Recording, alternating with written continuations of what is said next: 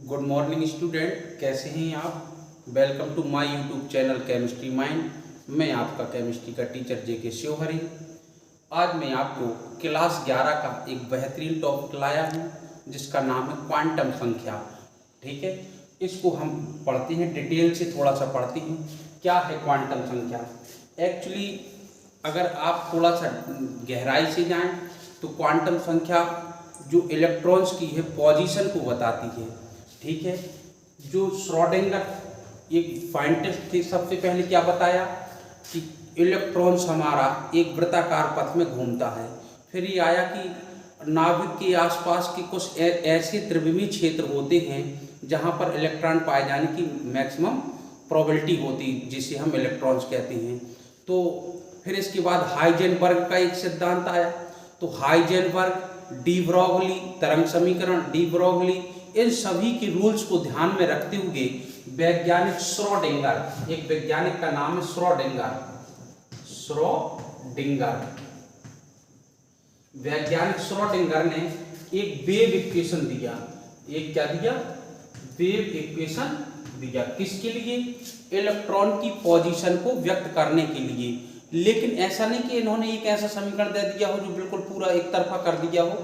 Actually इन्होंने जो wave equation दिया उसमें हाइजेनबर्ग और डी ब्रोगली के रूल्स को याद में रखते हुए कि इनका भी जो है थोड़ा सा देखा जाए कि क्योंकि इनकी भी बातें सही थी, तो इन रूल्स को ध्यान में रखते हुए इन्होंने एक समीकरण दिया जिसे हम कहते हैं श्रोडिंगर तरंग समीकरण।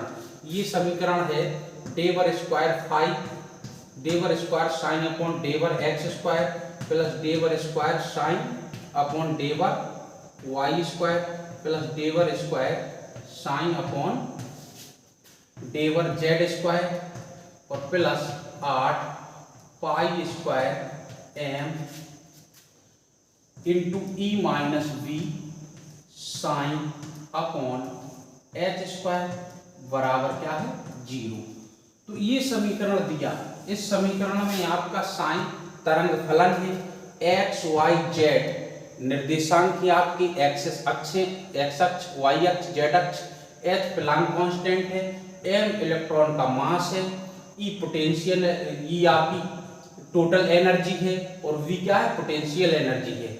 ठीक है। अच्छा, जब इस समीकरण को हल किया तो इसके कुछ सार्थक मान निकले, कुछ असार्थक मान, कुछ सिग्निफिकेंट मीन सार्थक, कुछ सिग्निफिकेंट वैल्यू निकली और कुछ नॉन सिग्निफिकेंट। जो सिग्निफिकेंट वैल्यू थी, ठीक है ना, तो उसमें से जो तीन वैल्यू आई थी, एक को हमने कहा एन, एक को हमने कहा एल, एक को हमने कहा एम। ठीक है, ये वैल्यू थी जो थोड़ा सुन लेना डिटेल से, फिर जो है मैं आपके बिल्कुल 11 में ही आता हूँ। ये जो वैल्यू थी ये इलेक्ट्रॉन्स की कक्षा को बता रही थी कि नाभिक से ये कितने दूर है, नाभिक से इलेक्ट्रॉन कितने दूर है, अर्थात साइज को बता रही थी। किसको बता रही थी? साइज। और हम कहेंगे एनर्जी लेवल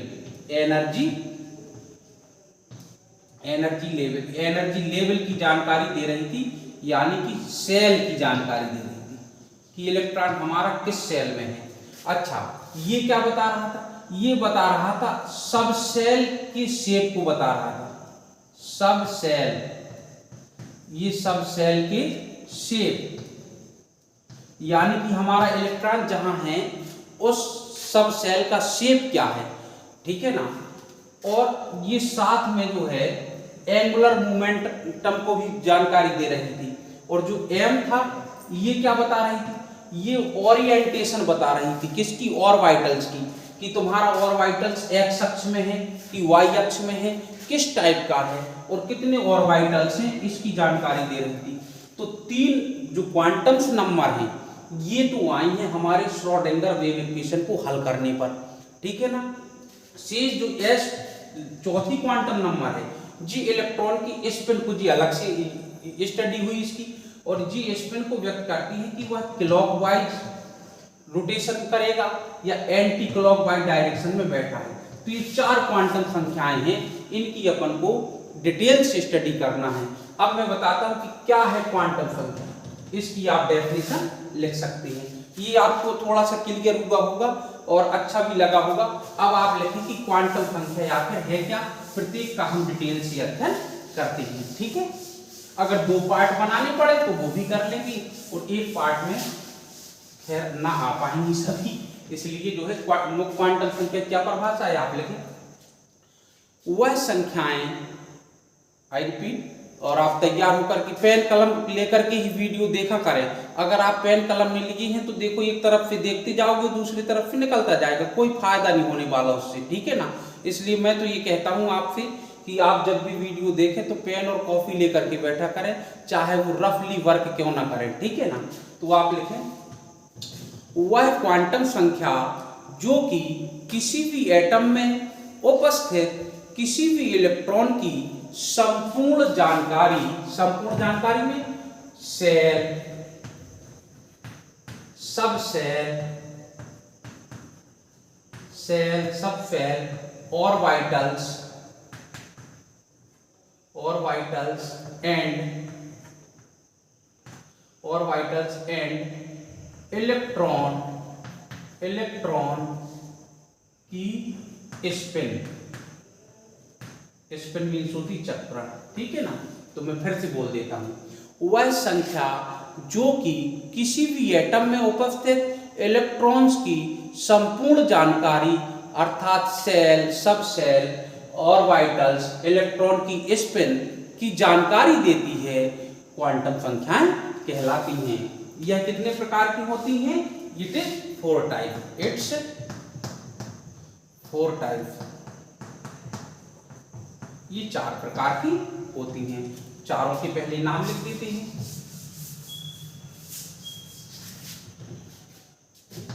फर्स्ट है आपकी प्रिंसिपल क्वांटम नंबर। इसको कहते हैं हम हिंदी में मुख्य क्वांटम संख्या। क्या कहते हैं? मुख्य क्वांटम संख्या। दूसरा है आपका एजीमूथल क्वांटम नंबर। इसको हम कहते हैं हिंदी में द्विगंशी क्वांटम संख्या। द्विगंशी क्वांटम संख्या, इसको हम जो है एंगुलर मूवमेंट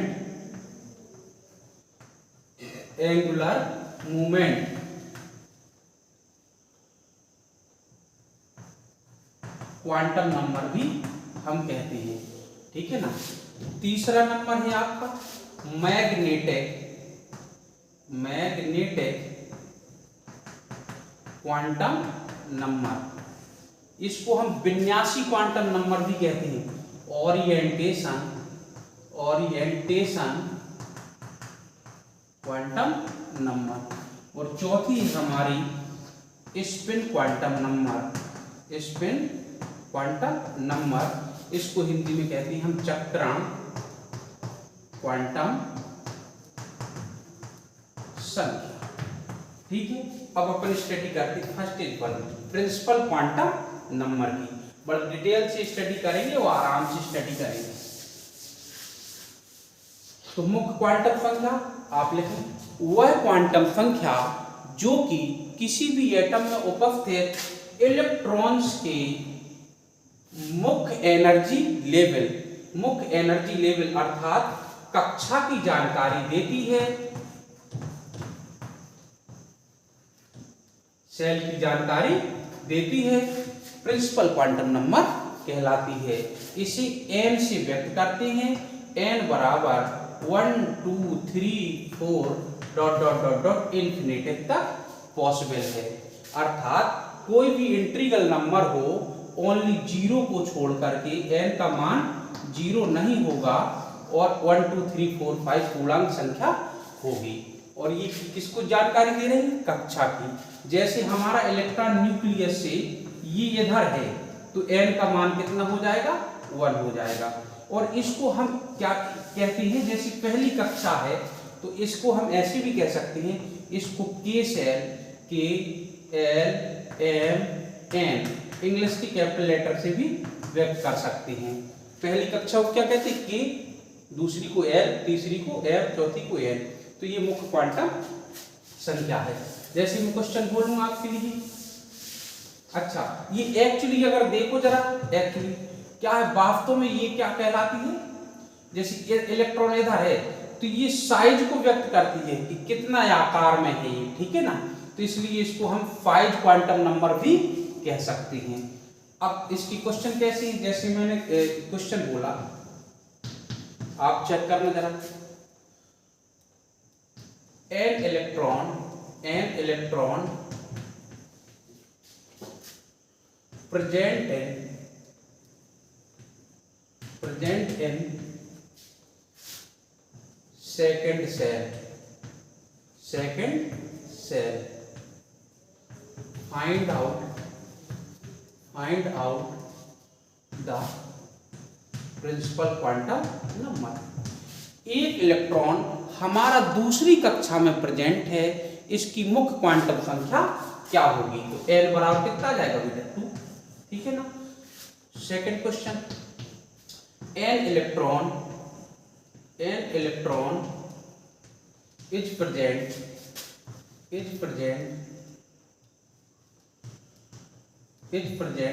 3D सब सेल।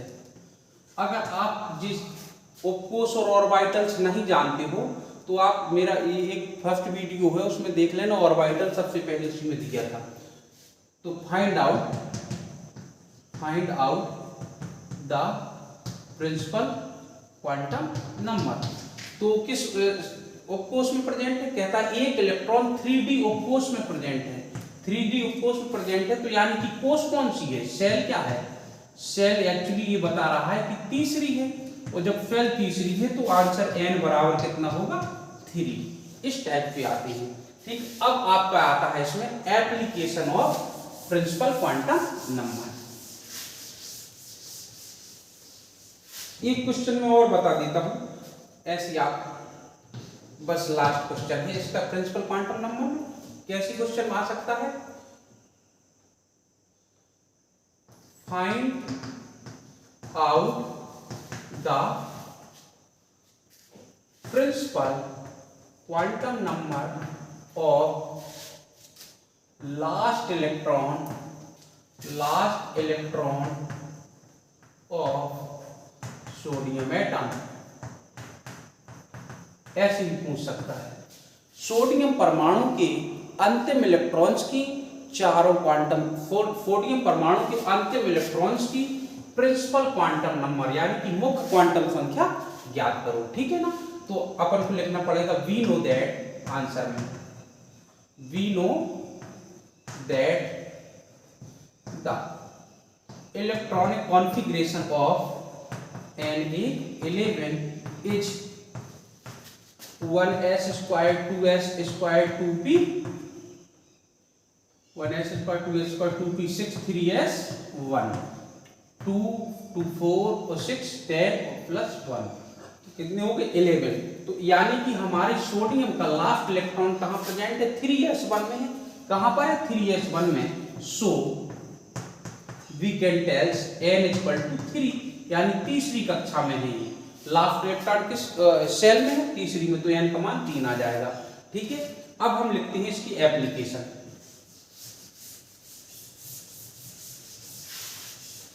क्या समझ में आ रहा है? समझ में आ रहा है तो फिर एप्लीकेशन और लिखिएगा। Application of principal quantum number. इसको ऐसे शॉर्ट में आप लोग मत लिख देना, हम तो लिखने की बचत करने के लिए ऐसा लिख रहे हैं, ठीक है ना। आप प्रिंसिपल क्वांटम नंबर पूरा लिखना। तो first application, determination of radius of any atom.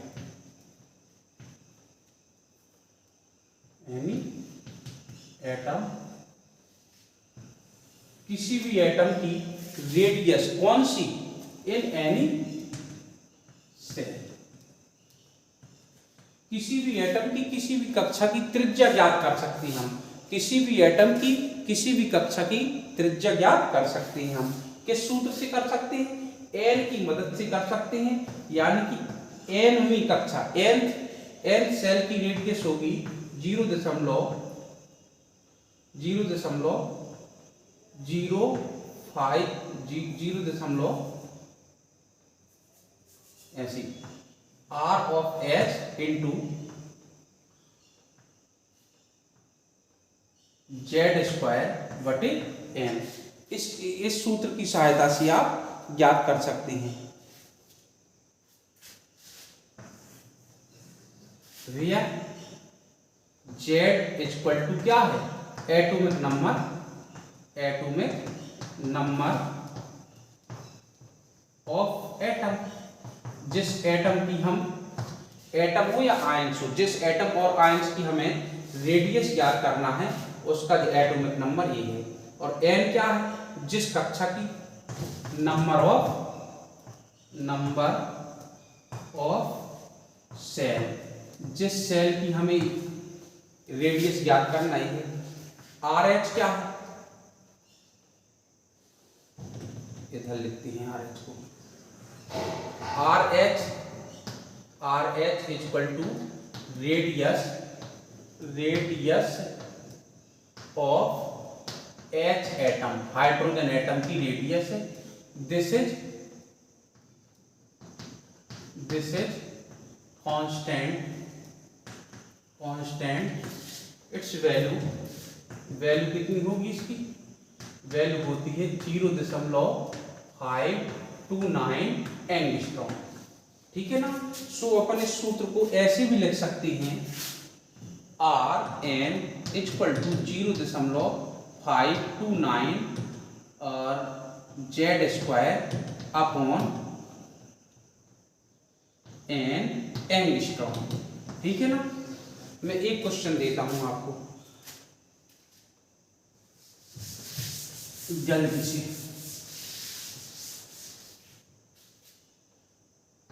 Calculate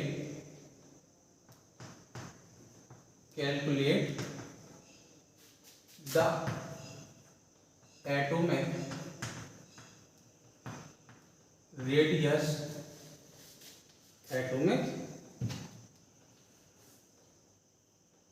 radius of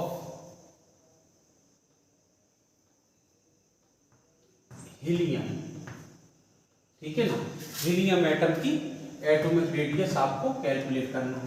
तो अपन को ये पता होना चाहिए ये हीलियम एटम है, तो किस सेल की, अगर उसने सेल ले दिया है तो हम ये जानते हैं कि E1s², यानी कि n बराबर कितना है इसका? 1 है। पहली ही कक्षा में तो होती है इसकी दोनों इलेक्ट्रॉन। ठीक है ना। तो यानी कि पहली कक्षा की हमें क्या ज्ञात करना है? इसकी रेडियस ज्ञात करना है। तो आप लगाइए R इक्वल टू कितना होता? Rn equal to 0.529 into Z² बटे n एंगस्ट्रॉम में। सो n का मान कितना है? 1। तो पहली कक्षा की रेडियस कितनी आ जाएगी? 0.529। अच्छा Z कितना होता है हीलियम का? हीलियम का Z होता है 4। तो ये आ जाएगा 4 का वर्ग अपॉन 1 का वर्ग इक्वल टू कितना आएगा बेटा? 0.529 इंटू 16। तो ये जो है हल कर लो तो एंगस्ट्रॉम में ये उत्तर आ जाएगा आपका। ठीक है। अच्छा इधर से आप ये और लगा सकते हो, ऐसी एक क्वेश्चन लिखें जरा।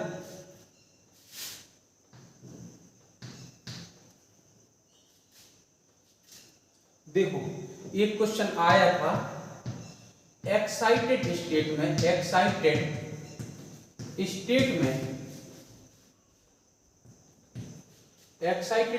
में हाइड्रोजन एटम की रेडियस क्या होगी? ठीक है। तो तुम्हें पता होगा कि एक्साइटेड स्टेट में जो है इलेक्ट्रॉन एक अपर एनर्जी लेवल पे पहुंच जाता है। तो एक्साइटेड स्टेट में n बराबर कितना होगा? 1 + 1 बराबर 2 आ जाएगा। तो अब यही फॉर्मूला लगा देना, एन की जगह 2 रख देना, और जेड कितना होता है 1, तो आपका आंसर आ जाएगा। तो रेडियस कैलकुलेट कर सकते हैं हम इसके द्वारा, और रेडियस का कैलकुलेशन हो जाएगा तो हम उसकी साइज बता सकते हैं कितनी है, ठीक है। अच्छा, दूसरी एप्लीकेशन क्या है?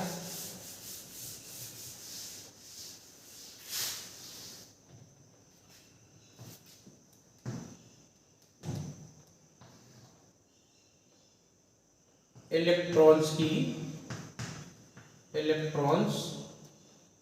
की एनर्जी का निर्धारण करने में, एनर्जी का डिटरमाइनेशन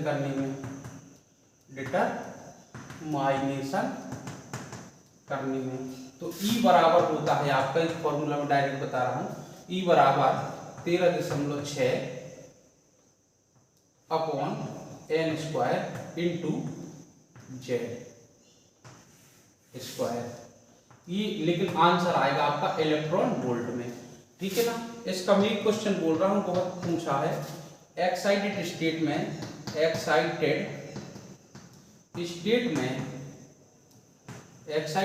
में हाइड्रोजन एटम की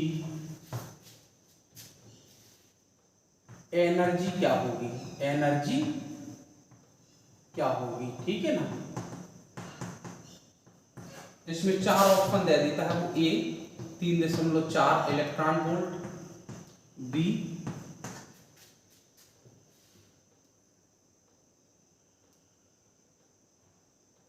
3.4 electron volt, B 13.6 electron volt, सी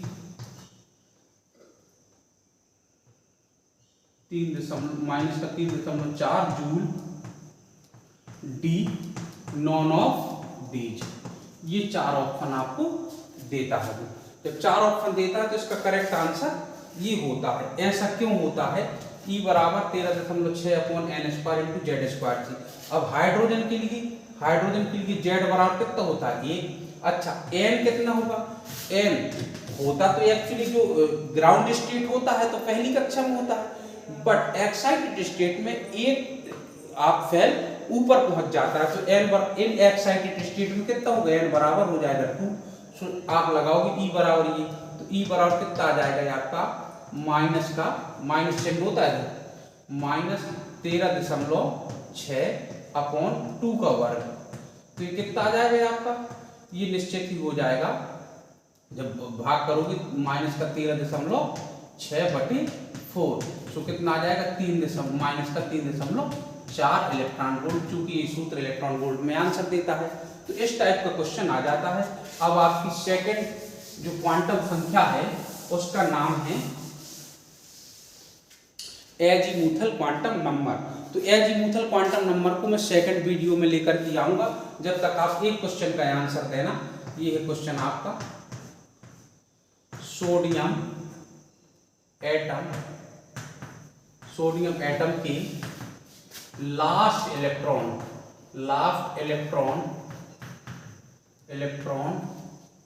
की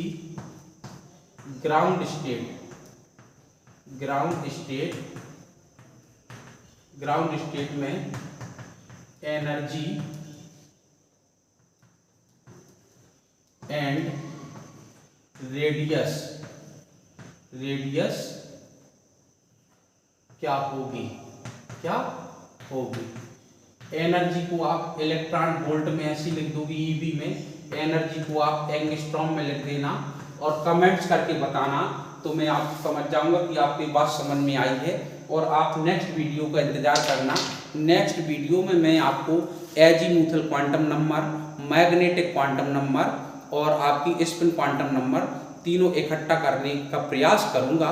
जब तक के लिए बहुत बहुत धन्यवाद। जय हिंद, वंदे मातरम।